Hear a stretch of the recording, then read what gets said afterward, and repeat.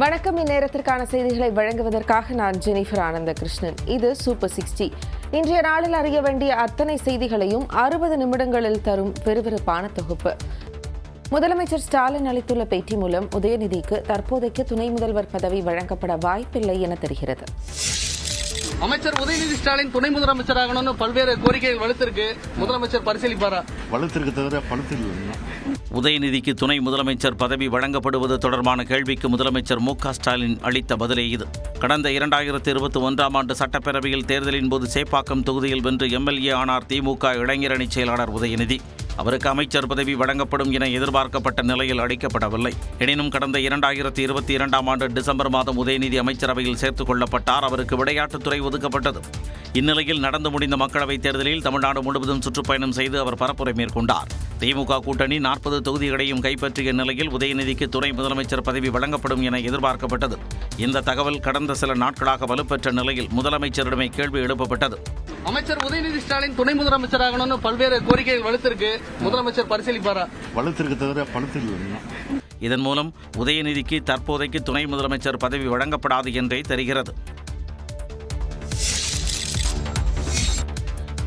எப்படிப்பட்ட மழை வந்தாலும் அதை சமாளிக்க திமுக அரசு தயாராக உள்ளதாக முதலமைச்சர் மு.க. ஸ்டாலின் தெரிவித்துள்ளார். தனது சொந்த தொகுதியான சென்னை குளத்தூரில் சுமார் 3,25,00,000 ரூபாய் மதிப்பிலான புதிய திட்டப்பணிகளுக்கு முதலமைச்சர் மு.க. ஸ்டாலின் அடிக்கல் நாட்டினார். தமிழ்நாடு அரசு சார்பில் குளத்தூரில் கட்டப்பட்டு வரும் துணை மின் நிலையம் மற்றும் சென்னை குடிநீர் வாரியத்தின் கழிவுநீர் வெளியேற்றும் நிலையம் ஆகியவற்றையும் பார்வையிட்டார். அதனைத் தொடர்ந்து மேல்நிலைப்பள்ளி மற்றும் ஆரம்ப பள்ளியில் கூடுதல் கட்டடம், குழந்தைகள் வளர்ச்சி மையம், GKM காலனியில் கட்டப்பட்டுள்ள சென்னை தொடக்கப்பள்ளி, 10 உயர்கோபுர மின்விளக்குகள் ஆகியவற்றையும் முதலமைச்சர் திறந்து வைத்தார். பருவமழைக்கு முன்னாடியே தென்மேற்கு இப்ப நமக்கு சென்னைக்கு மழை பெஞ்சிருக்கு. நேற்று ஒரு நாள் மட்டுமே 12 சென்டிமீட்டர் மழை. வரலாற்றிலும் மழை அதிகமா இருக்குங்கிறத போர்காஸ்டர் சொல்லியிருக்காங்க. இப்படிப்பட்ட மழை வந்தாலும் சந்திப்பதற்கு இந்த அரசு தயாரா இருக்கு.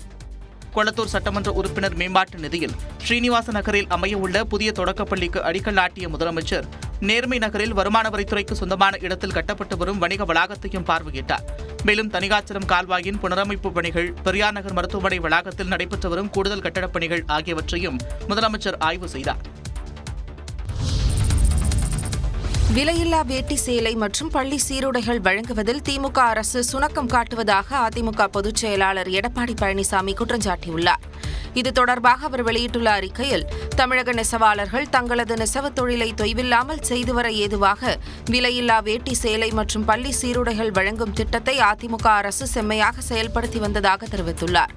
கடந்த 3 ஆண்டுகளில் ஒருமுறை கூட பொங்கல் பண்டிகைக்கு முன்னதாக குறித்த காலத்தில் விலையில்லா வேட்டி சேலை வழங்கியதில்லை என்றும், பள்ளி மாணவர்களுக்கு 4 செட் சீருடைக்கு பதில் 3 செட் சீருடைகள் மட்டுமே வழங்கப்பட்டுள்ளதாகவும் குறிப்பிட்டுள்ள எடப்பாடி பழனிசாமி 4 செட் சீருடைகள் வழங்கியதாக கணக்கு காட்டுவதாகவும் தெரிவித்துள்ளார். குறித்த காலத்தில் பள்ளி மாணவர்களுக்கு 4 செட் சீருடைகளை உடனடியாக வழங்கவும், விலையில்லா வேட்டி சேலையை பொதுமக்களுக்கு பண்டிகை காலங்களில் வழங்கிடவும் நடவடிக்கை மேற்கொள்ளுமாறு வலியுறுத்தியுள்ளார். இதேபோன்று குறித்த காலத்தில் பருப்பு மற்றும் எண்ணெய் ஆகியவற்றை நியாய விலை கடைகளில் வழங்காமல் வாட்டி வதைக்கும் திமுக அரசுக்கு மக்கள் பாடம் புகட்டுவார்கள் என்றும் எடப்பாடி பழனிசாமி கூறியுள்ளார்.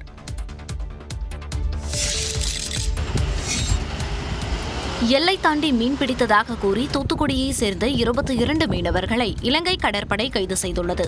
தூத்துக்குடி அருகே உள்ள தருவைக்குளம் கிராமத்தை சேர்ந்த அந்தோணி மகாராஜா என்பவருக்கு சொந்தமான விசைப்படகில் 10 மீனவர்கள் மீன்பிடிக்க கடலுக்கு சென்றனர். இதேபோல் மற்றொரு படகில் 12 மீனவர்கள் மீன்பிடிக்க சென்றனர். அவர்கள் நெடுந்தீவு அருகே கடலில் மீன்பிடித்துக் கொண்டிருந்த போது அங்கு வந்த இலங்கை கடற்படையினர் மீனவர்களை சுற்றி வளைத்தனர். பின்னர் எல்லை தாண்டி மீன்பிடித்ததாக கூறி ராஜாமணி, அந்தோணி உள்ளிட்ட 22 மீனவர்களை கைது செய்தனர். மீனவர்கள் பயன்படுத்திய 2 விசைப்படகுகளையும் பறிமுதல் செய்த இலங்கை கடற்படையினர் அவற்றை காங்கேசன் துறைமுகம் கொண்டு சென்றனர். தமிழக மீனவர்கள் இலங்கை கடற்படையால் தொடர்ச்சியாக கைது செய்யப்படுவது அதிர்ச்சியை ஏற்படுத்தியுள்ளது. மத்திய மாநில அரசுகள் உடனடியாக தலையிட்டு மீனவர்கள் மற்றும் படகுகளை மீட்டு தாயகம் கொண்டுவர நடவடிக்கை மேற்கொள்ள வேண்டும் என மீனவர்களின் குடும்பத்தினர் கோரிக்கை விடுத்துள்ளனர். தமிழக மீனவர்களின் பிரச்சினைகளை தீர்க்க ஒரு நியாயமான வழியை கண்டறிய மத்திய அரசு பணியாற்றி வருவதாக மத்திய வெளியுறவுத்துறை அமைச்சர் ஜெய்சங்கர் உறுதியளித்துள்ளார். இந்திய மீனவர்கள் கைது மற்றும் மீனவர்கள் உயிரிழப்பு தொடர்பான பிரச்சினைகளை பாஜக தலைவர் அண்ணாமலை தலைமையில் தமிழ்நாடு மீனவர்கள் சங்கத்தினர் ஜெய்சங்கரிடம் விளக்கினர். பின்னர் செய்தியாளர்களிடம் பேசிய ஜெய்சங்கர் மீனவர்கள் விவகாரத்தில் மத்திய அரசு தலையிடும் என மீனவர்களிடம் உறுதியளித்துள்ளதாக தெரிவித்தார். This should not be a political problem. It's a matter of their livelihood. Look at them. It's a matter of their in a way, I would say, safety, security, livelihood, occupation. தற்போது 20 மீனவர்கள் விடுதலை செய்யப்பட்டுள்ளதாகவும் மீனவர் சங்கம் மற்றும் இரு நாடுகள் இடையேயான கூட்டு செயற்குழு கூட்டம் நடத்த உறுதியளித்துள்ளதாகவும் ஜெய்சங்கர் கூறினார். பகுஜன் சமாஜ் கட்சி மாநில முன்னாள் தலைவர் ஆம்ஸ்ட்ராங்கின் 30ஆம் நாள் நினைவு அஞ்சலி சென்னை பெரம்பூரில் அவர் படுகொலை செய்யப்பட்ட இடத்தில் அனுசரிக்கப்பட்டது. கொலை நிகழ்ந்த இடத்துக்கு வந்த ஆம்ஸ்ட்ராங்கின் மனைவி பொற்கொடி கணவர் படத்தின் முன்பு மண்டியிட்டு கண்ணீர் விட்டு கதறி எழுதார்.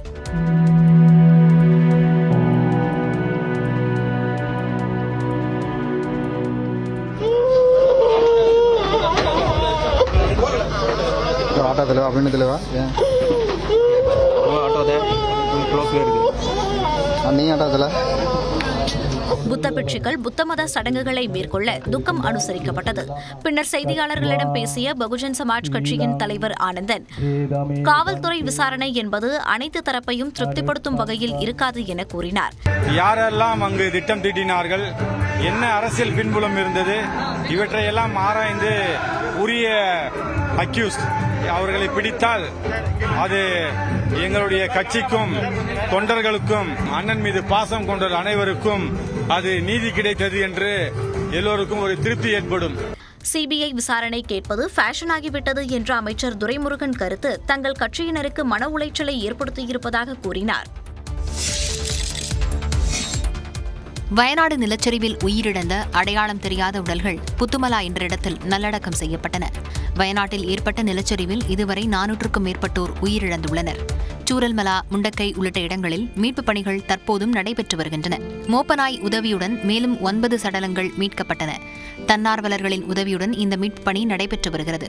நிலச்சரிவில் சிக்கி உயிரிழந்த 36 பேரின் முழு உடல்களும் 153 பேரின் உடல் பாகங்களும் உரிய மரியாதையுடன் அடக்கம் செய்யப்பட்டன. ஒரு வார காலமாகியும் யாரும் உரிமை கோராததால் அடையாளம் தெரியாத உடல்களை புதைக்க அரசு உத்தரவிட்டது. அதன்படி நிலச்சரிவு ஏற்பட்ட இடத்திலிருந்து 5 கிலோமீட்டர் தொலைவில் உள்ள புத்துமலா என்ற இடத்தில் உடல்கள் நல்லடக்கம் செய்யப்பட்டன. ஒவ்வொரு உடல்களுக்கும் தனித்தனியாக எண் கொடுக்கப்பட்டு அதன் அடிப்படையில் நல்லடக்கம் செய்யப்பட்டது.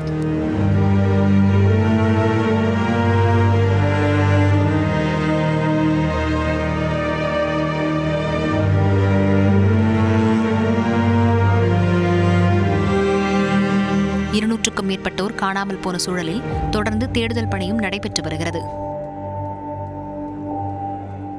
தமிழ்நாட்டின் சில மாவட்டங்களில் கனமழை பெய்துள்ள நிலையில் இன்றும் காஞ்சிபுரம், செங்கல்பட்டு உள்ளிட்ட மாவட்டங்களில் கனமழை பெய்யும் என கணிக்கப்பட்டுள்ளது. தமிழ்நாட்டில் வேலூர், ஸ்ரீவைகுண்டம், சிவகங்கை உள்ளிட்ட இடங்களில் கனமழை பெய்தது. வேலூரில் காற்றுடன் மழை பெய்த நிலையில் ஆட்சியாளர் அலுவலகத்தில் மரம் ஒன்று வேரோடு சாய்ந்தது. இதில் 20க்கும் மேற்பட்ட இருசக்கர வாகனங்கள் சேதமடைந்தன.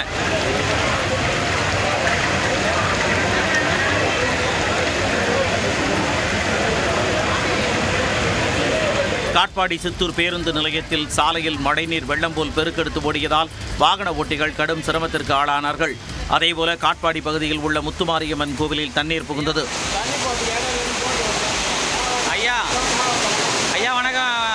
தூத்துக்குடி மாவட்டம் ஸ்ரீவைகுண்டம் பகுதியில் வெயிலுக்கு நடுவே திடீர் மழை பெய்ததால் சிறுவர்கள் மழையில் குத்தாட்டம் போட்டனர். திண்டுக்கல் மாவட்டத்தில் திண்டுக்கல், சானார்பட்டி, கோபால்பட்டி, சின்னாளப்பட்டி, ஆதிலட்சுமிபுரம், தாடிக்கொம்பு, அகரம், கொடைரோடு, அம்மையநாயக்கனூர், சிறுமலை உள்ளிட்ட மாவட்டத்தின் பல்வேறு பகுதிகளில் இடியுடன் கனமழை பெய்தது. பள்ளி, கல்லூரி விடும் நேரத்தில் மழை பெய்த நிலையில் மாணவர்கள் மழையில் நனைந்தபடி வீட்டிற்கு சென்றனர். சிவகங்கை மாவட்டம் சிவகங்கை, முத்துப்பட்டி, வாணியங்குடி, காஞ்சிரங்கால், பையூர் உள்ளிட்ட பல்வேறு பகுதிகளில் தொடர்ந்து அரை மணி நேரம் மழை பெய்தது. வேலூர் மாவட்டத்தில் காட்பாடி, விருத்தம்பட்டு, லத்தேரி, வள்ளிமலை உள்ளிட்ட பல்வேறு பகுதிகளில் காற்றுடன் கூடிய கனமழை பெய்தது. சத்துவாச்சேரியில் ஆட்சியர் அலுவலகத்தில் மரம் ஒன்று வேரோடு சாய்ந்தது. இதில் 20க்கும் மேற்பட்ட இருசக்கர வாகனங்கள் சேதமடைந்தன. காட்பாடி சித்தூர் சாலையில் மழைநீர் வெள்ளம் போல் பெருக்கெடுத்து ஓடியதால் வாகன ஓட்டிகள் கடும் சிரமத்திற்கு ஆளாகினர். அதேபோல காட்பாடி பகுதியில் உள்ள முத்துமாரியம்மன் கோவிலில் தண்ணீர் புகுந்தது.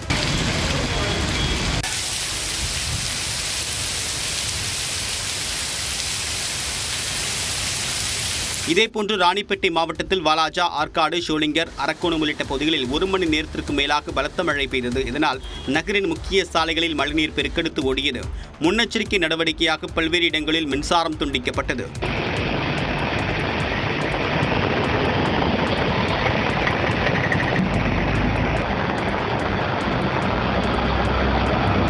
விருதுநகர் மாவட்டம் சிவகாசியில் அரை மணி நேரம் பெய்த மழையால் பல இடங்களில் நீர் தேங்கியது. பிற்பகலில் மாலை மேகமூட்டத்துடன் காணப்பட்ட நிலையில் மாலையில் அரை மணி நேரம் மிதமான மழை பெய்தது. திருத்தங்கல் நகர்பகுதி முழுவதுமாக கழிவுநீர் கால்வாயில் ஏற்பட்ட அடைப்பால் மழைநீருடன் கழிவுநீர் கலந்து பல்வேறு இடங்களில் குளம் போல் நீர் தேங்கியது. அதனால் பொதுமக்கள் அவதிப்பட்டனர்.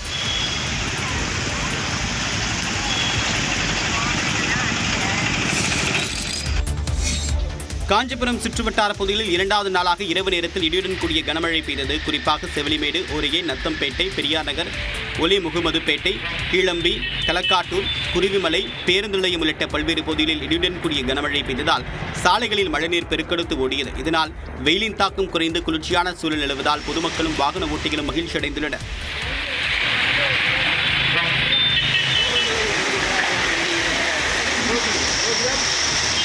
குற்றாலம் மெயினருவி மற்றும் ஐந்தருவியில் திடீர் என்ற காட்டாற்று வெள்ளப்பெருக்கு ஏற்பட்டிருப்பதால் சுற்றுலா பயணிகள் குளிப்பதற்கு தடை விதிக்கப்பட்டுள்ளது. தென்காசி மற்றும் மேற்கு தொடர்ச்சி மலைப்பகுதிகளில் கனமழை பெய்ததன் காரணமாக குற்றாலம் மெயினருவி மற்றும் ஐந்தருவியில் திடீர் என்ற காட்டாற்று வெள்ளப்பெருக்கு ஏற்பட்டுள்ளது. இதனால் சுற்றுலா பயணிகளின் பாதுகாப்பு கருதி அருவியில் குளிப்பதற்கு தற்காலிக தடை விதிக்கப்பட்டுள்ளது. இதனால் குற்றாலம் சென்ற சுற்றுலா பயணிகள் அருவியில் குளிக்க முடியாமல் ஏமாற்றத்துடன் திரும்பினர். மதுரையிலிருந்து வந்திருக்கோம், ஃபேமிலியோட நல்லா என்ஜாய் பண்ணோம். மழை பெஞ்சனால குளிக்க முடியல. எங்களுக்கு கிளைமேட் நல்லா ஜில்லுன்னு இருக்கு. புதுக்கோட்டை நகர் பகுதியில் வெளுத்து வாங்கிய மழையால் வெப்பம் தணிந்து குளிர்ச்சியான சூழல் நிலவுகிறது. கீழராஜ வீதியில் போஸ் நகர், காமராஜபுரம், காந்தி நகர், அசோக் நகர், பேருந்து நிலையம், திருவப்பூர், திருக்கோக்கர்ணம் உள்ளிட்ட பல்வேறு பகுதிகளில் பரவலாக மழை பெய்தது. இந்த மழையின் காரணமாக சாலைகளில் தண்ணீர் பெருக்கெடுத்து ஓடியது. நெல்லை புதிய மேயராக திமுகவை சேர்ந்த ராமகிருஷ்ணன் தேர்வு செய்யப்பட்ட போதும் அவருக்கு எதிராக சொந்த கட்சி கவுன்சிலர்களே வாக்களித்துள்ளது பரபரப்பை ஏற்படுத்தியுள்ளது. நெல்லை மேயர் தேர்தலில் திடீரென திமுகவிலிருந்து நீக்கப்பட்டவர் களம் கண்டதால் பரபரப்பு ஏற்பட்டது. எனினும் கட்சியின் அதிகாரப்பூர்வ வேட்பாளர் ராமகிருஷ்ணன் 7 வாக்குகள் வித்தியாசத்தில் வெற்றி பெற்றார். உட்கட்சி பூசலால் நெல்லை மேயராக இருந்த திமுகவைச் சேர்ந்த சரவணன் ராஜினாமா செய்த நிலையில் புதிய மேயர் தேர்தல் நடைபெற்றது. திமுக பெரும்பான்மையாக உள்ள மாநகராட்சியில் கட்சியின் அதிகாரப்பூர்வ வேட்பாளராக அறிவிக்கப்பட்ட ராமகிருஷ்ணன் சைக்கிளில் வந்து வேட்புமனு தாக்கல் செய்தார்.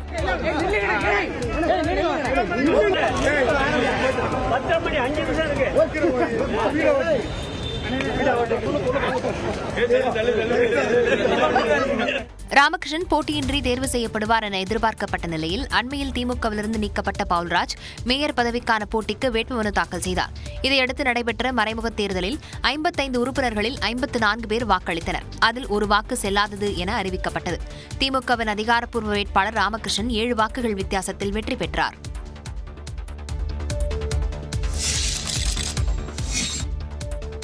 தனக்கு வாக்களிக்காத கவுன்சிலர்களின் வார்டுகளின் வளர்ச்சிக்கும் பணியாற்றுவேன் என நெல்லை மேயர் தேர்தலில் வெற்றி பெற்ற ராமகிருஷ்ணன் தெரிவித்துள்ளார். நெல்லை மேயர் தேர்தலில் அதிகாரப்பூர்வ வேட்பாளராக அறிவிக்கப்பட்ட ராமகிருஷ்ணன் 7 வாக்குகள் வித்தியாசத்தில் வெற்றி பெற்றார். முன்னால் ஒரு சாதாரண தொண்டை, என்னுடைய வீட்டெல்லாம் என்னுடைய சூழ்நிலையெல்லாம் பார்த்தீங்கன்னா நான் அப்படி சைக்கிளில் தான் இந்த மாதிரி பணியாற்றி வருகிறேன். ஒரு சாதாரண தொண்டனை இன்னைக்கு திருநெல்வேலியுடைய மாநகராட்சி மேயராக ஆக்கியிருக்கிறானா, அதனால எனக்கு ஒரு மற்றற்ற மகிழ்ச்சி.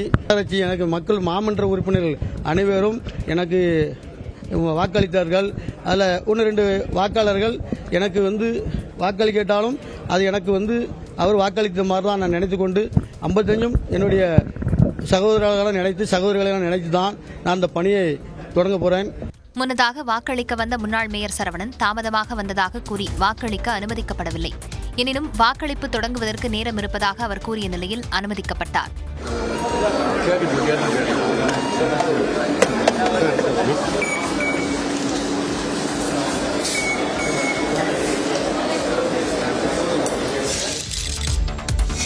கோவை மாநகராட்சி மேயர் தேர்தலில் திமுக சார்பில் 29வது வார்டு கவுன்சிலர் ரங்கநாயகி போட்டியிடுகிறார்.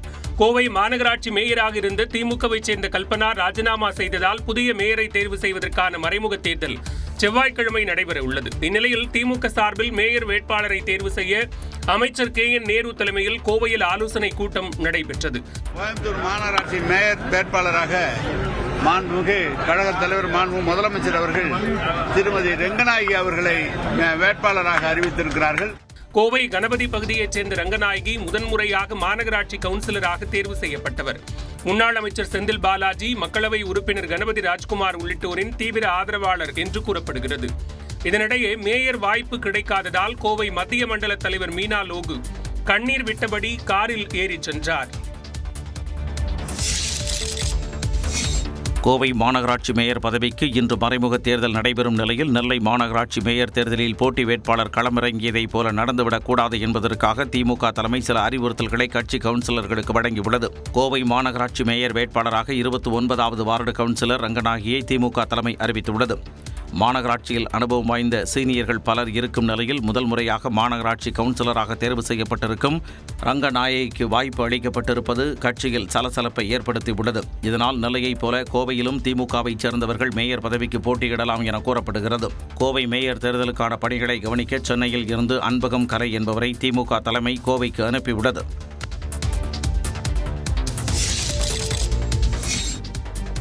நில மோசடி தொடர்பான வழக்கில் கரூரில் உள்ள முன்னாள் அமைச்சர் MR விஜயபாஸ்கரின் உறவினர் வீட்டில் CBCID போலீசார் விசாரணை மேற்கொண்டனர்.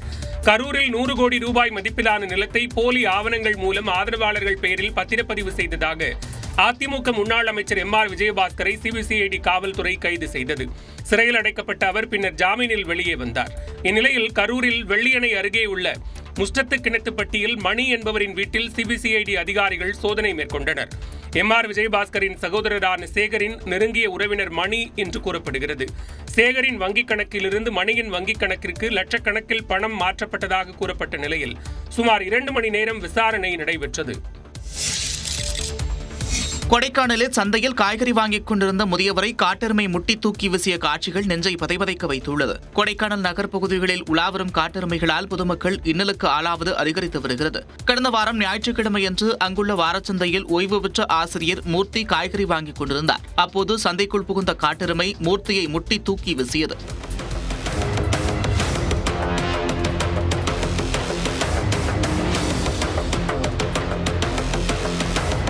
இதனை கண்டதும் அங்கிருந்தவர்கள் பதறடித்து ஓட்டம் பிடித்தனர். இதனையடுத்து காயமடைந்த முதியவர் மீட்கப்பட்டு தேனி மருத்துவமனையில் அனுமதிக்கப்பட்டார். காட்டெருமைகள் உலா வருவதை தடுக்க நடவடிக்கை எடுக்க வேண்டும் என்ற கோரிக்கை எழுந்திருக்கிறது. கார்த்தி சிதம்பரத்துக்கு எதிராக சிவகங்கை காங்கிரசார் போர்க்கொடி தூக்கியுள்ளனர். காங்கிரஸ் MP கார்த்தி சிதம்பரத்திற்கு எதிராக தமிழ்நாடு காங்கிரஸ் கமிட்டி தலைவர் செல்வ பெருந்தகையிடம் அக்கட்சியின் மூத்த நிர்வாகிகள் புகார் அளித்தனர். கடந்த மாதம் சிவகங்கையில் மாவட்ட காங்கிரஸ் கமிட்டி சார்பில் நடைபெற்ற ஆலோசனை கூட்டத்தில் முன்னாள் சட்டமன்ற காங்கிரஸ் தலைவர் KR ராமசாமி உள்ளிட்ட நிர்வாகிகளுக்கு அழைப்பு விடுக்கப்படவில்லை என கூறப்படுகிறது. இந்நிலையில் சென்னை சத்தியமூர்த்தி பவனில் செல்வ பெருந்தகையை சந்தித்த KR ராமசாமி உள்ளிட்டோர் தங்களை கூட்டத்திற்கு அழைக்காத நபர்கள் மீது நடவடிக்கை எடுக்க வேண்டும் என்று புகார் அளித்தனர். கூட்டம் நடந்துச்சு. கூட்டத்துக்கு இங்கே வந்திருக்கவங்களுக்கு யாருக்குமே அழைப்பு இல்லை. மாவட்ட காங்கிரஸ் கமிட்டி கூட்டம்னா மாவட்ட அமைப்பில் இருக்கிறவங்களுக்கு கூட கூப்பிடணும். கூப்பிடல, அதில் மாநில தலைவர் கலந்துக்கிட்டாரு. அதனால இவர்கிட்ட எங்களெல்லாம் விட்டுட்டு நீங்கள் எப்படி அதில் வந்து கலந்துக்கிட்டீங்க, எங்களுக்கு தகவல் சொல்லாதவங்க மேலே நடவடிக்கை எடுங்க. அந்த கூட்டத்தை நடத்தினது MP மாவட்ட தலைவர். சிவகங்கை மாவட்டத்தில் நிலவும் உட்கட்சி பூசலுக்கு முற்றுப்புள்ளி வைக்கவே செல்வ பெருந்தகையை சந்தித்ததாகவும் KR ராமசாமி விளக்கமளித்தார். எத்தனை முறை வாய்தா கேட்பீர்கள் என்று முன்னாள் அமைச்சர் செந்தில் பாலாஜி வழக்கில் அமலாக்கத்துறைக்கு உச்சநீதிமன்றம் கண்டனம் தெரிவித்துள்ளது.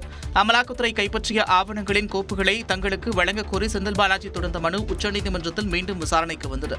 வழக்கு விசாரணையை ஒத்திவைக்குமாறு அமலாக்கத்துறை தரப்பில் கோரப்பட்ட நிலையில் அதற்கு நீதிபதிகள் கடும் கண்டனம் தெரிவித்தனர். மேலும் பென்டிரைவ் எங்கே, எப்போது கைப்பற்றப்பட்டது என்பது தொடர்பாக அமலாக்கத்துறை விளக்கம் அளித்தது. மேலும் பென்டிரைவில் உள்ள எக்ஸல் மற்றும் வேர்ட் ஃபைல்களுக்கான வித்தியாசம் குறித்தும் அமலாக்கத்துறை விளக்கியது. செந்தில் பாலாஜி தரப்பு கூறுவது போல இரண்டும் வேறு வேறு கோப்புகள் அல்ல என்றும் அடிப்படை தொழில்நுட்பம் தெரிந்தவர்களுக்கு இது புரியும் என்றும் வாதிடப்பட்டது. அப்போது அமலாக்கத்துறை ஒரு ஹார்ட் டிஸ்கை கைப்பற்றிவிட்டு மற்றொரு ஹார்ட் டிஸ்கை தாக்கல் செய்துள்ளதாக செந்தில் பாலாஜி தரப்பு கூறுகிறதே என்று நீதிபதிகள் வினவினர். அதற்கு பென்டிரைவ், ஹார்ட் டிஸ்க் என அனைத்து ஆவணங்களும் கீழமை நீதிமன்றத்தால் வழங்கப்பட்டவை என்று அமலாக்கத்துறை சார்பில் விளக்கம் அளிக்கப்பட்டது. இதில் உள்ள பல்வேறு தரவுகளுக்கு, குறிப்பாக டிரைவர், பொறியாளர் வேலைகளுக்கும் பணம் பெறப்பட்ட குற்றச்சாட்டுக்கு செந்தில் பாலாஜி தரப்பு உரிய பதிலளிக்கவில்லை என்றும் தெரிவிக்கப்பட்டது. இதனையடுத்து வழக்கு விசாரணை செவ்வாய்க்கிழமைக்கு ஒத்திவைக்கப்பட்டது. கிரெடிட் கார்டு மூலம் ஆன்லைனில் பொருட்கள் வாங்கியதாக கூறி தன்னிடம் நூதன முறையில் மோசடி முயற்சி நடந்ததாக நடிகை ஷாலு ஷம்மு விழிப்புணர்வு வீடியோ ஒன்றை வெளியிட்டுள்ளார். வருத்தப்படாத வாலிபர் சங்கம், தமிழுக்கு எண் 1 அழுத்தவும் உள்ளிட்ட திரைப்படங்களில் நடித்துள்ளார் ஷாலு ஷம்மு. தனக்கு பதிவு செய்யப்பட்ட தானியங்கி குரல் மூலம் அழைப்பு ஒன்று வந்ததாகவும் சுமார் 3,43,000 ரூபாய்க்கு ஆன்லைன் மூலம் பொருட்கள் வாங்கியதாகவும் கூறி மோசடி முயற்சி நடந்ததாக ஷாலு ஷம்மு கூறியுள்ளார்.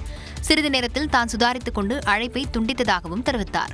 நீங்கள் வந்து 3,43,000க்கு சம்திங் ஆன்லைன் ஷாப்பிங் பண்ணியிருக்கீங்க அண்ட் இது உண்மை அப்படின்னா ப்ரெஸ் 1, இது போய் அப்படின்னு உங்களுக்கு ரிப்போர்ட் பண்ணணும்னு தோணுச்சுன்னா ப்ரெஸ் 9. உங்களுக்கு வந்து நாங்கள் கஸ்டமர் கேர் சப்போர்ட்டில் வந்து கனெக்ட் பண்ணுவோம் அப்படின்ற மாதிரி எனக்கு சொன்னாங்க. ஸோ எனக்கு ஒன்றும் புரியல. பட் இருந்தாலும் நான் உடனே 9 ப்ரெஸ் பண்ணிட்டேன். பிகாஸ் நான் எந்த ஒரு ஷாப்பிங்கும் பண்ணல. ஃபர்ஸ்ட் ஆஃப் ஆல் எனக்கு உங்களுடைய இன்ஃபர்மேஷன்ஸ் கொடுங்க, உங்கள் பேர், உங்களுடைய டேட் ஆஃப் பர்த் எனக்கு சொல்லுங்கள் அப்படின்னு சொல்லி கேட்டாங்க. நான் வாஸ் லைக், டக்குன்னு எனக்கு ஏதோ சஸ்பீஷியஸாக என்னமோ ஃபீல் ஆச்சு. இந்த மோசடி குறித்து நடிகை ஷாலு ஷம்மு சென்னை சைபர் கிரைம் காவல் நிலையத்தில் புகார் அளிக்கவிருப்பதாக தெரிவித்துள்ளார்.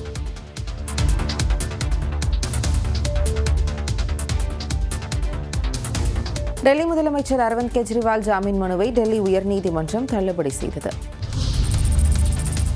மதுபான கொள்கை முறைகேடு வழக்கில் டெல்லி முதலமைச்சர் அரவிந்த் கெஜ்ரிவாலின் ஜாமீன் மனுவை டெல்லி உயர்நீதிமன்றம் தள்ளுபடி செய்துள்ளது. மதுபான கொள்கை முறைகேடு வழக்கில் அமலாக்கத்துறையால் கைது செய்யப்பட்ட அரவிந்த் கெஜ்ரிவால் டெல்லி சிறையில் உள்ளார். இந்த வழக்கில் அவருக்கு ஜாமீன் கிடைத்த நிலையில் சிபிஐயும் வழக்கு பதிவு செய்து கைது செய்ததால் கெஜ்ரிவால் வெளியே வர முடியவில்லை.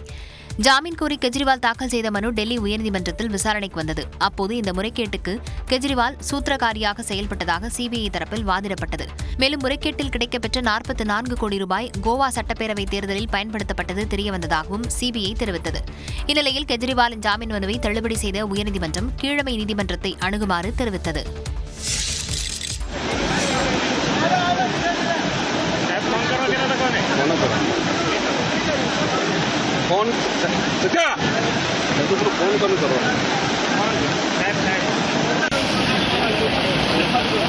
குஜராத்தில் உள்ள பிரபல நீர்வீழ்ச்சிக்கு சென்ற இடத்தில் திடீரென வெள்ளம் அதிகரித்ததால் சிக்கிக்கொண்ட 1200 சுற்றுலா பயணிகளை காவல்துறையினர் கயிறு கட்டி மீட்ட காட்சிதான் இது. குஜராத் மாநிலம் நவ்சாரி மற்றும் டாங் மாவட்டங்களுக்குட்பட்ட பகுதிகளில் கனமழை பொழிந்தது. இதனால் குஜராத்தில் உள்ள காவேரி மற்றும் அம்பிகா நதியிலும் வெள்ளம் பெருக்கெடுத்துள்ளது. வங்கன் என்ற நீர்வீழ்ச்சிக்கு கார்கள், வாகனங்களில் சென்ற சுற்றுலா பயணிகள் தரைப்பாலம் ஒன்றை கடக்க முடியாமல் மீட்புக் குழுவுக்கு தகவல் தெரிவித்தனர். அங்கு சென்ற மீட்புக் குழுவினர் கயிறு கட்டி சுற்றுலா பயணிகள் 1200 பேரை 4 மணி நேரம் போராடி மீட்டனர்.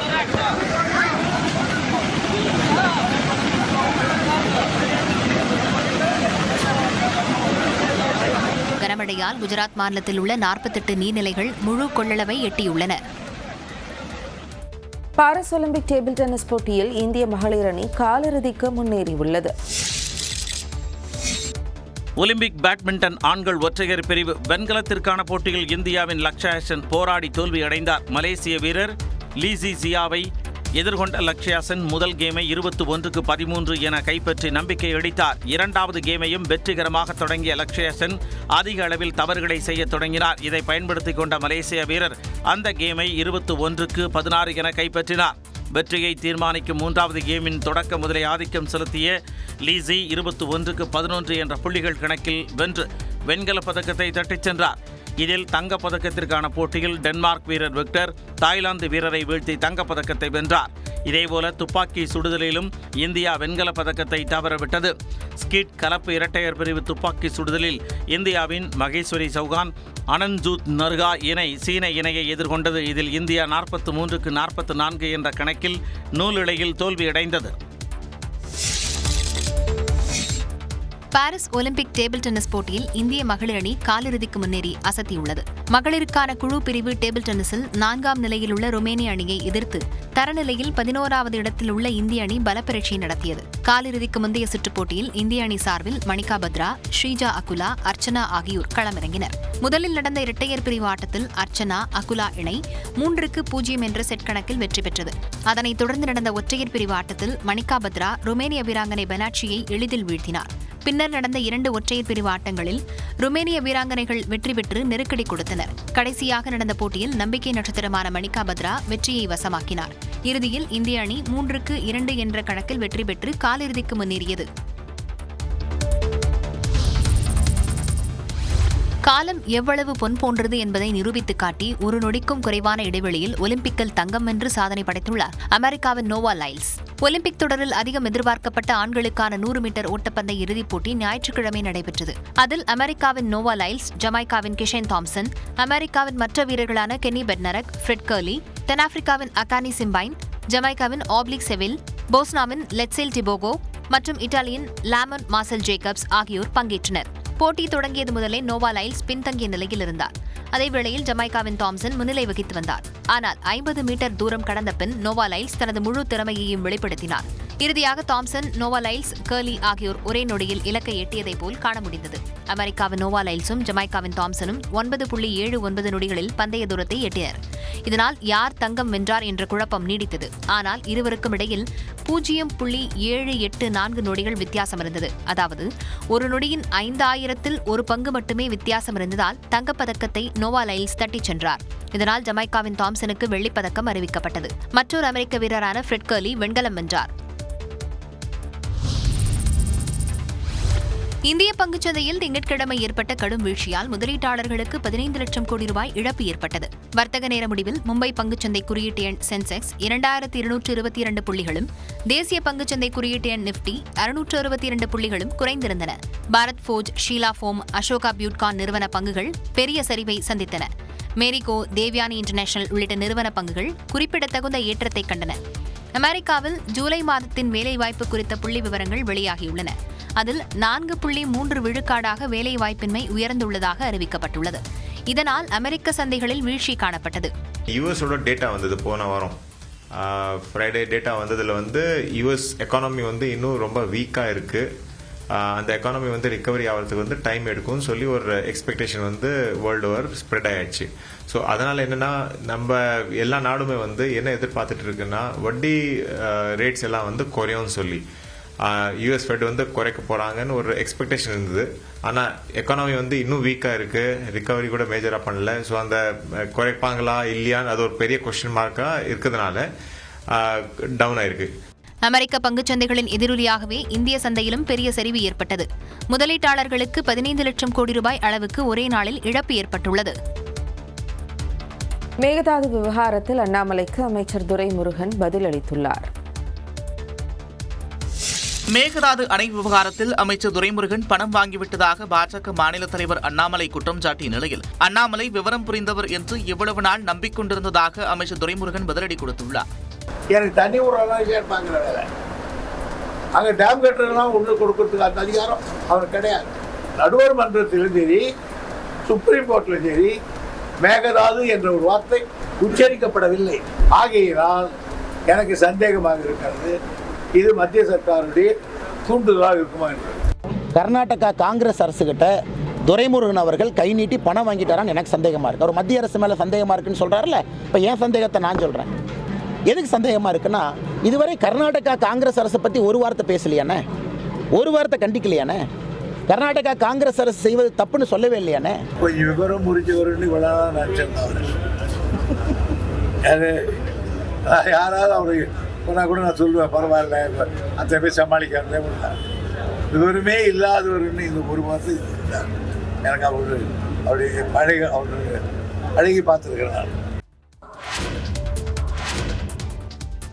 முதலமைச்சரை அவதூறாக பேசியதாக பதிவு செய்யப்பட்ட வழக்குகளை ரத்து செய்ய கோரி முன்னாள் அமைச்சர் CV சண்முகம் தாக்கல் செய்யப்பட்ட மனுக்கள் மீதான தீர்ப்பை உயர்நீதிமன்றம் தேதி குறிப்பிடாமல் ஒத்திவைத்துள்ளது. CV சண்முகம் மீது திண்டிவனம் மற்றும் விழுப்புரம் காவல்துறையினர் பல்வேறு பிரிவுகளின் கீழ் பதிவு செய்த 4 வழக்குகள் விழுப்புரம் நீதிமன்றத்தில் நிலுவையில் உள்ளது. இந்த வழக்குகளை ரத்து செய்ய கோரி CV சண்முகம் சென்னை உயர்நீதிமன்றத்தில் மனு தாக்கல் செய்திருந்தார். இந்த வழக்கில் நீதிபதி ஜெயச்சந்திரன் முன்பாக விசாரணைக்கு வந்தபோது மனுதாரர் தரப்பில் சட்ட ஒழுங்கு பிரச்சனை ஏற்பட்டால் அரசுதான் புகார் அளித்திருக்க வேண்டும். ஆனால் இந்த புகார் திமுக நிர்வாகியால் அளிக்கப்பட்டிருப்பதாக வாதிடப்பட்டது. அப்போது குறுக்கிட்ட நீதிபதி பொது அமைதிக்கு குந்தகம் விளைவித்தல் போன்ற பிரிவுகளின் கீழ் வழக்கு பதிவு செய்ய முடியுமா என்று கேள்வி எழுப்பினார். அதற்கு காவல்துறை தரப்பில் ஆஜரான வழக்கறிஞர் CV சண்முகத்தின் பேச்சு பொது அமைதிக்கு குந்தகம் ஏற்படும் என்பதாலேயே அந்த பிரிவுகளில் வழக்கு பதிவு செய்யப்பட்டதாகவும் வேறு பிரிவு ஏதேனும் பொருந்தும் என்றால் அந்த பிரிவிலும் வழக்கு பதிவு செய்யப்படும் என்று கூறினார். இதையடுத்து வழக்கை விசாரித்த நீதிபதி இந்த வழக்கில் மீதான தீர்ப்பை தேதி குறிப்பிடாமல் ஒத்திவைத்து உத்தரவிட்டார். மக்கள் குறைதீர் கூட்டத்தில் உள்ளாடை அணிந்து வந்து திருடும் நபர் குறித்து பொதுமக்கள் CCTV ஆதாரத்துடன் புகார் தெரிவித்ததால் பரபரப்பு ஏற்பட்டது. சென்னையை அடுத்த குன்றத்தூர் ஒன்றியம், தரப்பாக்கம், கோவூர் ஊராட்சிகளில் மக்கள் குறைதீர்ப்பு கூட்டம் நடைபெற்றது. இதில் அமைச்சர் தாமு அன்பரசன் பங்கேற்ற நிலையில் தரப்பாக்கம் ஊராட்சியில் கஞ்சா புழக்கம் அதிகம் இருப்பதாகவும் கஞ்சாவுக்கு பணம் தேவைப்படுவதால் தைரியமாக வீடுகளுக்குள் புகுந்து திருட்டு சம்பவங்கள் நடைபெறுவதாகவும் இளைஞர்கள் புகார் தெரிவித்தனர். பதார் எங்கிறது அங்கே தான் வம்பு வர்றது. அந்த முள்ளெல்லாம் வெட்டி க்ளீன் பண்ணிவிடுங்க. அது மாதிரி ஆட்கள் தான் குச்சி தீர்ந்து உள்ளே போட்டு ஒரு உலக சொல்லு பப்பாளி மரம் இது அதை விழ வச்சு அடிக்கிறானுங்க பவுடர் போட்டு. பப்பாளி மரமே வளர முடியல தலைவர். பிரச்சனை வந்து பாருங்க. நீங்கள் தான் இப்போ நடவடிக்கை எடுக்கணும். அது ஒரு ரோந்து மாதிரி போக சொல்லுங்கள் சாயங்காலம். அதை போட்டு நடவடிக்கை எடுங்க. இதைத் தொடர்ந்து காவலர்களை அழைத்த அமைச்சர் உடனடியாக ரோந்து சென்று கஞ்சா, திருட்டு உள்ளிட்ட குற்றங்களை தடுக்க உத்தரவிட்டார். மேலும் ஊராட்சி மன்ற தலைவர் பாண்டியனிடம் அப்பகுதியில் உள்ள முள்புதர்களை வெட்டவும் ஆணையிட்டார். ஆம்ஸ்ட்ராங் கொலை வழக்கில் அருள், பாலு உட்பட 5 பேரை 7 நாள் காவலில் எடுத்து விசாரிக்க எழும்பூர் நீதிமன்றம் அனுமதி அளித்துள்ளது. சென்னையில் கடந்த ஜூன் 5ஆம் தேதி பகுஜன் சமாஜ் கட்சி மாநில தலைவராக இருந்த ஆம்ஸ்ட்ராங் வெட்டி படுகொலை செய்யப்பட்டார். இந்த கொலை வழக்கில் இதுவரை 21 பேர் கைது செய்யப்பட்டுள்ளனர். இதில் திருவேங்கடம் என்ற ரவுடி என்கவுண்டர் செய்யப்பட்டார். கைதானவர்களில் பொன்னை பாலு, அருள், ராமு, ஹரிதரன், சிவசக்தி ஆகியோரை காவலில் எடுத்து விசாரிக்க செம்பியம் காவல்துறையினர் எழும்பூர் நீதிமன்றத்தில் மனு தாக்கல் செய்தனர். இந்த மனு விசாரணைக்கு வந்த நிலையில் 5 பேரையும் காவலில் எடுத்து விசாரிக்க எழும்பூர் நடுவர் நீதிமன்ற நீதிபதி ஜெகதீசன் அனுமதி வழங்கினார். பூந்தமல்லி கிளைச்சிறையிலிருந்து பலத்த பாதுகாப்புடன் 5 பேரும் விசாரணைக்காக அழைத்துச் செல்லப்பட்டனர். சென்னை கொளத்தூர் அருகே நீச்சல் பயிற்சியின் போது 10 வயது சிறுவன் நீரில் மூழ்கி உயிரிழந்த நிலையில் பயிற்சியாளரின் அலட்சியமே காரணம் என தாயார் புகார் அளித்துள்ளார். விநாயகபுரம் பகுதியைச் சேர்ந்த ரத்தனகுமார், ராணி தம்பதிக்கு 10 வயதில் கீர்த்தி சபரீஷ்கர் என்ற மகன் இருந்தார். சிறப்பு குழந்தையான கீர்த்தி சபரீஷ்கருக்கு நீச்சல் பயிற்சி அளிக்க மருத்துவர்கள் ஆலோசனை வழங்கியுள்ளனர். அதன்படி பெரியார் நகரில் உள்ள தனியார் நீச்சல் குளத்தில் பயிற்சி அளிக்கப்பட்டது. ஞாயிறு மாலை வழக்கம் போல் பயிற்சியில் ஈடுபட்ட சிறுவன் ஒரு கட்டத்தில் நீரில் தத்தளித்துள்ளார். இதனை கவனித்த ராணி பயிற்சியாளரிடம் கூறியபோது அப்படி இருந்தால்தான் நீச்சல் பழக முடியும் என்று பதிலளித்துள்ளார். ஆனால் சிறிது நேரத்தில் கீர்த்தி சபரீஷ்கர் பேச்சு மூச்சு இல்லாமல் மயங்கியுள்ளார். இதையடுத்து மருத்துவமனைக்கு அழைத்துச் சென்ற நிலையில் அவர் ஏற்கனவே இறந்துவிட்டார் என்று மருத்துவர்கள் கூறியுள்ளனர். தகவல் அறிந்து காவல்துறையினர் சிறுவனின் உடலை கீழ்ப்பாக்கம் அரசு மருத்துவமனைக்கு அனுப்பி வைத்தனர். மேலும் ராணி அளித்த புகாரின் பேரில் நீச்சல் பயிற்சி மைய உரிமையாளர் காட்வென் மற்றும் பயிற்சியாளர் அபிலாஷை கைது செய்து சிறையில் அடைத்தனர். தமிழ்நாட்டில் உள்ள பல்கலைக்கழகங்களில் வழங்கப்படும் முனைவர் பட்டங்கள் தரம் குறைவாக இருப்பதாக அமைச்சர் பொன்முடி தெரிவித்ததாக தகவல் வெளியாகியுள்ளது. உயர்கல்வித்துறை அமைச்சர் பொன்முடி தலைமையில் துணைவேந்தர்களுடனான ஆலோசனைக் கூட்டம் நடைபெற்றது. இதில் உயர்கல்வித்துறையின் கீழ் இருக்கும் 13 பல்கலைக்கழகங்களில் 9 பல்கலைக்கழக துணைவேந்தர்கள் பங்கேற்றனர். 4 பல்கலைக்கழகங்களில் துணைவேந்தர்கள் இல்லாததால் பதிவாளர்கள் கலந்து கொண்டனர். கூட்டத்தில் பல்கலைக்கழகங்களில் நிலவும் நிதி பற்றாக்குறை குறித்து துணைவேந்தர்கள் அமைச்சரிடம் தெரிவித்துள்ளனர்.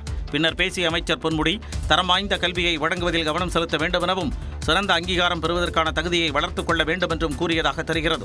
அதே நேரத்தில் முனைவர் பட்டங்களுக்கான தரம் குறைவாக இருப்பதாக அமைச்சர் அதிருப்தி தெரிவித்ததாகவும் கூறப்படுகிறது. தமிழ்நாடு உயர்கல்வி மன்றம் வழங்கிய பாடத்திட்டங்களை கல்லூரிகளில் செயல்படுத்த வேண்டும் எனவும் கூட்டத்தில் அறிவுறுத்தப்பட்டதாக தெரிகிறது. வன்னியர்களுக்கு 10.5% விழுக்காட்டிற்கும் கூடுதலாக இடஒதுக்கீடு பெறுவதாக பொய்யான தகவல் பரப்பப்படுகிறது என பாமக தலைவர் அன்புமணி ராமதாஸ் தெரிவித்துள்ளார். சென்னை தியாகராய நகரில் செய்தியாளர்களை சந்தித்த அவர், கல்வி மற்றும் வேலைவாய்ப்பில் வன்னியர்கள் 10.5 விழுக்காட்டிற்கும் அதிகமாக இடஒதுக்கீடு பெற்று வருவதாக வெளியான தகவல் பெறும் உரிமைச் சட்டம் குறித்து விளக்கம் அளித்தார். இந்த டேட்டா வெளியில கொண்டு வரணும், உண்மையான டேட்டா வெளியில கொண்டு வாங்க. இத நிச்சயமாக முதலமைச்சர் அவர்கள் செய்யணும். சட்டமன்றத்துக்குள்ள தவறான தகவல்களை தொடர்ந்து அமைச்சர்கள் கொடுத்துட்டு வராங்க. இதெல்லாம் நிறுத்திக் கொள்ளுங்கள். நாங்க கேட்கறது நியாயமான பிரதிநிதித்துவம் கேட்கிறோம், அவ்வளவுதான். அரசு பணிகளில் 10.5 விழுக்காட்டிற்கும் கூடுதலாக இருப்பது போல பொய்களை பரப்புவது ஏன் என கேள்வி எழுப்பிய அன்புமணி ராமதாஸ் சமூக நீதிக்கு எதிராக வன்மத்துடன் திமுக அரசு செயல்படுவதாகவும் குற்றஞ்சாட்டினார். மதுரை மாவட்டம் மேலூர் சுங்கச்சாவடி அருகே நடந்த சாலை விபத்தில் மதிமுக நிர்வாகிகள் உள்பட 3 பேர் உயிரிழந்தனர். மதுரை காமராஜர்புரத்தை சேர்ந்த பச்சைமுத்து மதிமுக மாநில தொண்டரணி துணை அமைப்பாளராக இருந்தார். இவரது சகோதரர் அமிர்தராஜும் மாவட்ட தொண்டரணி நிர்வாகியாக இருந்துள்ளார். இவர்கள் சென்னையில் நடந்த மதிமுக பொதுக்கூட்டத்தில் கலந்து கொண்ட பின்னர் சொந்த ஊருக்கு திரும்பினர். அப்போது மகள் வீட்டில் தங்கியிருந்த தனது மனைவி வளர்மதியையும் அழைத்துக் கொண்டு பச்சைமுத்து காரில் சென்று கொண்டிருந்தார். இந்த நிலையில் மேலூர் சுங்கச்சாவடி அருகே சென்றபோது சாலையோரம் நிறுத்தப்பட்ட இருந்த லாரி மீது கார் மோதியது. இதில் காரில் பயணம் செய்த பச்சைமுத்து, அமிர்தராஜ் மற்றும் உடன் பயணித்த புலிசேகர் ஆகியோர் நிகழ்விடத்திலேயே உயிரிழந்தனர். பச்சைமுத்துவின் மனைவி வளர்மதி உள்ளிட்ட 2 மீட்கப்பட்டு தனியார் மருத்துவமனையில் அனுமதிக்கப்பட்டுள்ளனர். சென்னையில் முதலமைச்சரின் பாதுகாப்பு வாகனத்திற்கு வழி ஏற்படுத்தும் போது ஆட்டோ கவிழ்ந்து சிறுவன் உயிரிழந்த விவகாரத்தில் காவலர் மீது வழக்கு பதிவு செய்யப்பட்டுள்ளது. சென்னை காமராஜர் சாலை பகுதியில் முதலமைச்சர் மு க ஸ்டாலின் ஞாயிற்றுக்கிழமை இரவு செல்வதற்காக போக்குவரத்து சரி செய்யப்பட்டது. இதன்படி வாகனங்கள் நிறுத்தப்பட்டன. அப்போது உழைப்பாளர் சிலையிலிருந்து கண்ணகி சிலை நோக்கி சென்ற ஆட்டோ ஒன்று வேகமாக சென்றது. ஆட்டோவை மாடங்குப்பம் பகுதியைச் சேர்ந்த கோபிநாத் என்பவர் ஓட்டினார். சிக்னல் அணைத்து வைத்திருந்ததால் ஆட்டோ ஓட்டுநர் சாலையின் வலதுபுறமாக ஆட்டோவை இயக்கினார். அப்போது பாதுகாப்பு வாகனத்திற்கு வழி ஏற்படுத்தும் பணியில் ஈடுபட்டிருந்த காவலர் மகேந்திரன் ஆட்டோவை இடது பக்கமாக செல்ல அறிவுறுத்தினார். இதனால் ஆட்டோவை வேகமாக திருப்ப முயன்றபோது காவலர் மீது மோதி கவிழ்ந்தது. கவிழ்ந்த ஆட்டோவின் உள்ளே இருந்த ஓட்டுநரின் 5 வயது மகன் அலோக்நாத் தர்ஷன் தலையில் பலத்த காயம் ஏற்பட்டு தனியார் மருத்துவமனையில் சேர்க்கப்பட்டார். இதுகுறித்து தகவல் அறிந்த முதலமைச்சர் உடனடியாக அப்பல்லோ மருத்துவமனையில் சிறுவனை சேர்க்க அறிவுறுத்தினார். அங்கு அனுமதிக்கப்பட்ட சிறுவன் சிகிச்சை பலனின்றி உயிரிழந்தார். பின்னர் உடற்கூறாய்வுக்காக குழந்தையின் உடல் ராஜீவ்காந்தி அரசு மருத்துவமனையில் வைக்கப்பட்டது. இதுகுறித்து அண்ணா சதுக்கம் காவலர்கள் விசாரணை நடத்தி வருகின்றனர். காவலர் மகேந்திரன் மீது அண்ணா சதுக்கம் போக்குவரத்து புலனாய்வு பிரிவு காவலர்கள் 2 பிரிவுகளில் வழக்கு பதிவு செய்தனர். பிறப்பு சான்றிதழ்களில் 15 ஆண்டுகளாக பெயர் சேர்க்காதவர்கள் வரும் டிசம்பர் மாதம் இறுதிக்குள் பெயர் சேர்த்துக் கொள்ளலாம் என பொது சுகாதாரத்துறை இயக்குநர் செல்வ விநாயகம் தெரிவித்துள்ளார். அவர் வெளியிட்டுள்ள சுற்றறிக்கையில் குழந்தை பிறந்ததும் உள்ளாட்சி அமைப்புகள் மற்றும் பொது சுகாதாரத்துறை வாயிலாக பிறப்பு சான்றிதழ் வழங்கப்படுகிறது என்றும் அச்சான்றிதழ்களில் குழந்தை பிறந்த 15 ஆண்டுகளில் பெயர் சேர்க்க வேண்டும் எனவும் குறிப்பிட்டுள்ளார். அவ்வாறு பெயர் சேர்க்காதவர்கள் வரும் டிசம்பர் 31ஆம் தேதிக்குள் பெயர் சேர்க்க வேண்டும் எனவும் மாவட்ட சுகாதார இணை மற்றும் துணை இயக்குநர்கள் பள்ளி மாணவர்களின் பிறப்பு சான்றிதழ்களில் பெயர் இருப்பதை உறுதி செய்ய வேண்டும் என்றும் அறிவுறுத்தியுள்ளார். பெயர் விடுபட்டு இருந்தால் மாணவர்கள் வாயிலாக பெற்றோருக்கு தகவல் அளித்து பெயர் சேர்க்கை நடவடிக்கை எடுக்குமாறும் கூறியுள்ளார். எதிர்காலத்தில் மாணவர்களுக்கு ஏற்படும் சிரமங்கள் குறித்து விழிப்புணர்வை ஏற்படுத்தி இந்த ஆண்டிற்குள் பெயர் சேர்க்க நடவடிக்கை மேற்கொள்ள வேண்டும் எனவும் செல்வ விநாயகம் தெரிவித்துள்ளார். மதுரை தமிழிசை சங்கத்தின் 50வது ஆண்டு பொன் விழாவில் கவி பேரரசு வைரமுத்துவிற்கு தமிழ் பெரும் கவி என்ற பட்டம் வழங்கி கௌரவிக்கப்பட்டது. விழாவில் பேசிய நிதியமைச்சர் தங்கம் தென்னரசு பணிச்சுமை காரணமாக முதலமைச்சர் ஸ்டாலின் எந்த பட்டத்தை வழங்க வர முடியாததால் அவர் சார்பில் தன்னை வழங்க அறிவுறுத்தியதாக கூறினார். தொடர்ந்து பேசிய வைரமுத்து முத்தமிழ் பேரறிஞர் என்ற பட்டம் தனக்கு வழங்கப்படுகிறது என்றவுடன் எதிர்ப்பு கிளம்பியதால் முத்தமிழ் பெரும் கவி என்ற பட்டத்தை கேட்டு பெற்றுக் கொண்டதாக குறிப்பிட்டார். இந்த சமூகம் சீக்கிரம் முன்னேற விடாது. ஏன் தெரியுமா? இந்த சமூகம் தோற்று போனவர்களின் சமூகம். தோற்று போனவர்களுக்கு மத்தியில் தான் நீங்கள் முன்னேற பார்க்கிறீர்கள். தோற்று போனவர்களின் எண்ணிக்கை 1000, வெற்றிவர்கள் எண்ணிக்கை 4 5. இந்த 996 பேர் இந்த 4 பேரை மேலே விடுவதற்கு சம்மதிக்க மாட்டார். விருதுகள் தனக்கு வருவதில் அதிகம் சர்ச்சை ஏற்படுவதற்கு தான் சார்ந்த சமூகமும் ஒரு காரணம் என்றும் பட்டம் வாங்குவது எளிது, அதனை அனுபவிப்பது சிரமம் என்றும் கூறினார். இலங்கை அதிபர் தேர்தலில் போட்டியிட முன்னாள் ராணுவ தளபதி சரத் பொன்சேகாவின் தரப்பில் டெபாசிட் பணம் செலுத்தப்பட்டுள்ளது. இலங்கையில் வரும் செப்டம்பர் 21ஆம் தேதி பொதுத் தேர்தல் நடைபெறவுள்ளது. 2022ஆம் ஆண்டு ஏற்பட்ட பொருளாதார திவால் நிலைக்கு பிறகு இலங்கை பொதுத் தேர்தலை சந்திக்கிறது. இந்த பொதுத் தேர்தலில் சுயேட்சை வேட்பாளராக சரத் பொன்சேகா போட்டியிட இருப்பதாக கடந்த வாரம் அறிவித்திருந்தார். 2010ஆம் ஆண்டு நடந்த பொதுத் தேர்தலிலும் சரத் பொன்சேகா பொது வேட்பாளராக களம் கண்டார். இதுவரை இலங்கை அதிபர் தேர்தலுக்காக 16 பேர் அந்நாட்டு தேர்தல் ஆணையத்தில் பணம் செலுத்தியுள்ளனர். இதில் 8 பேர் அங்கீகரிக்கப்பட்ட கட்சிகளையும் 8 பேர் சுயேட்சைகளாகவும் போட்டியிட பணம் செலுத்தியுள்ளனர். பாரிஸ் ஒலிம்பிக் ஹாக்கி அரையிறுதியில் இந்திய வீரர் அமித் ரோஹிதாஸ் விளையாட மாட்டார். பாரிஸ் ஒலிம்பிக் ஆடவர் ஹாக்கி அரையிறுதிப் போட்டியில் இந்திய வீரர் அமித் ரோஹிதாஸ் விளையாட தடை விதிக்கப்பட்டுள்ளது. பிரிட்டன் அணிக்கு எதிரான காலிறுதிப் போட்டியில் 17வது நிமிடத்தில் இந்திய வீரர் அமித் ரோஹிதாஸின் ஹாக்கி மட்டை எதிரணி வீரர் மீது தாக்கியது. இது விதிகளை மீறிய செயல் என்று அறிவித்த நடுவர்கள் அமித் ரோஹிதாஸுக்கு சிவப்பு அட்டை காட்டி வெளியேற்றினர். இதனால் இந்திய அணி 10 வீரர்களுடன் விளையாட வேண்டிய சூழலுக்கு தள்ளப்பட்டது. இந்த நிலையில் அமித் ரோஹிதாஸ் அரையிறுதிப் போட்டியில் விளையாட சர்வதேச ஹாக்கி சம்மேளனம் தடை விதித்துள்ளது. எனினும் நடுவர்கள் சரியாக ஆராய்ந்து சிவப்பு அட்டை அளிக்கவில்லை என்று இந்திய ஹாக்கி அணி தரப்பில் புகார் அளிக்கப்பட்டுள்ளது. பாரிஸ் ஒலிம்பிக்கில் ஆடவருக்கான 3000 மீட்டர் ஸ்டீப்பிள் சேஸ் இறுதிப் போட்டியில் இந்திய வீரர் அவினாஷ் சேபில் இடம் பிடித்தார். இதன் மூலம் 3000 மீட்டர் ஸ்டீப்பிள் சேஸ் இறுதிப் போட்டிக்கு தகுதி பெற்ற முதல் இந்திய வீரர் என்ற பெருமையை அவினாஷ் பெற்றார். மல்யுத்தத்தில் மகளிருக்கான 68 கிலோ எடை பிரிவின் காலிறுதி சுற்றில் இந்திய வீராங்கனை நிஷா தஹியா தோல்வியை தழுவினார்.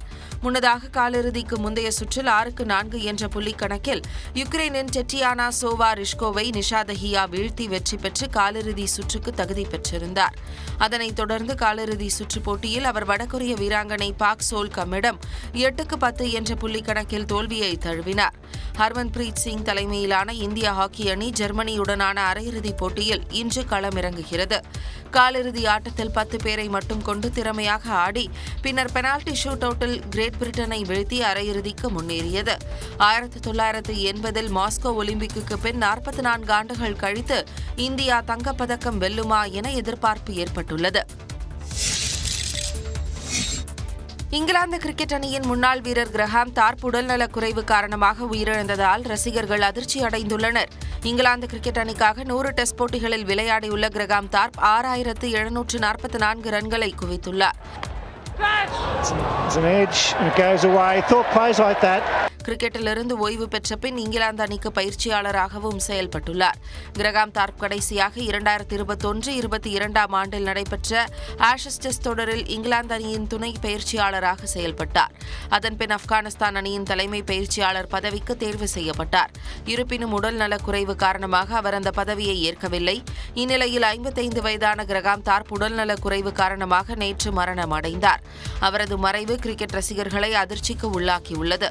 தான் பந்து வீசிய இடது கை பேட்ஸ்மேன்களில் மிக சிறந்தவர் என பாகிஸ்தான் ஜாம்பவன் வாசிம் அக்ரம் புகழாஞ்சலி செலுத்தியுள்ளார். அவரது மறைவுக்கு முன்னாள் இந்நாள் கிரிக்கெட் வீரர்கள் உள்பட பலரும் இரங்கல் தெரிவித்துள்ளனர். இத்துடன் இந்த செய்தி தொகுப்பு நிறைவு பெறுகிறது. மேலும் பல அண்மை செய்திகளை காண இணைந்திருங்கள். இது நியூஸ் 18 தமிழ்நாடு.